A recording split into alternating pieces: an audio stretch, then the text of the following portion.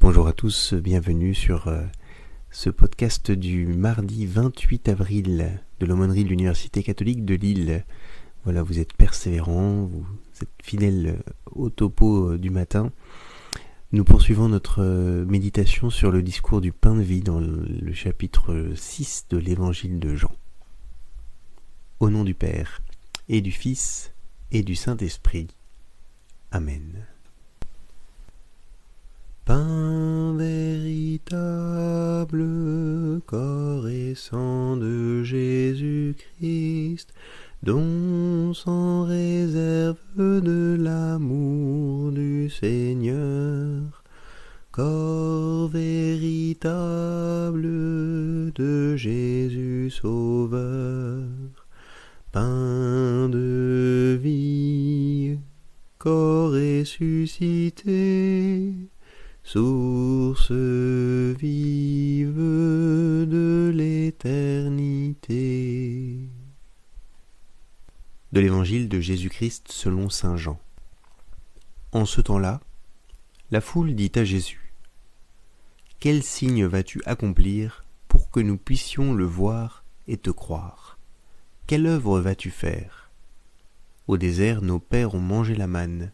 Comme dit l'Écriture, il leur a donné à manger le pain venu du ciel. » Jésus leur répondit : « Amen, amen, je vous le dis, ce n'est pas Moïse qui vous a donné le pain venu du ciel, c'est mon Père qui vous donne le pain venu du ciel. Car le pain de Dieu, c'est celui qui descend du ciel et qui donne la vie au monde. » Ils lui dirent alors : « Seigneur, donne-nous toujours de ce pain-là. » Jésus leur répondit : « Moi, je suis le pain de la vie. Celui qui vient à moi n'aura jamais faim. Celui qui croit en moi n'aura jamais soif. » Acclamons la parole de Dieu. Louange à toi, Seigneur Jésus. Le grand discours du pain de vie, si important dans l'évangile de Jean, se déploie sur toute la semaine. Nous l'avons entendu commencer hier et nous l'entendrons jusqu'à samedi matin. En réalité, il fait suite directement à l'événement de la multiplication des pains. Jésus est en train de donner le sens du signe qu'il a posé. Et Jésus doit se battre contre ceux qui ont déjà vu ces signes, mais qui ne cherchent pas à en saisir la portée. Ils en veulent d'autres. En réalité, ce que cherchent ces gens, ce n'est pas Jésus, c'est les signes qu'il est éventuellement capable d'accomplir. Et Jésus essaye de leur montrer, de leur démontrer que ces signes ne sont que la face cachée d'un mystère bien plus grand. Le vieil adage dit : « Quand le sage montre la lune, l'imbécile regarde le doigt. » Eh bien, c'est ce qui se passe dans l'Évangile. Jésus vient de leur montrer qu'il était le maître de la nourriture terrestre. Et s'il leur a montré de cette manière-là, c'est pour qu'ils comprennent que, puisqu'il est capable d'être le maître de la nourriture terrestre, il est aussi celui de la nourriture céleste. Puisqu'il est capable de grandes œuvres, c'est que Dieu est avec lui et qu'il est venu accomplir bien plus que de multiplier quelques pains sur le bord du lac de Tibériade un jour il y a 2000 ans. Et si cet évangile est important pour nous aujourd'hui, c'est parce que nous nous comportons bien souvent de la même manière avec le Seigneur.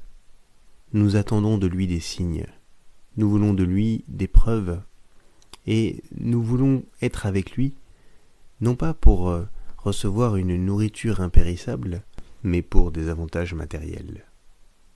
Ce que le Seigneur nous propose de découvrir ce matin, d'approfondir aujourd'hui, c'est que les signes qu'il a accomplis il y a 2000 ans sont des signes de quelque chose d'immense qui est vrai encore aujourd'hui.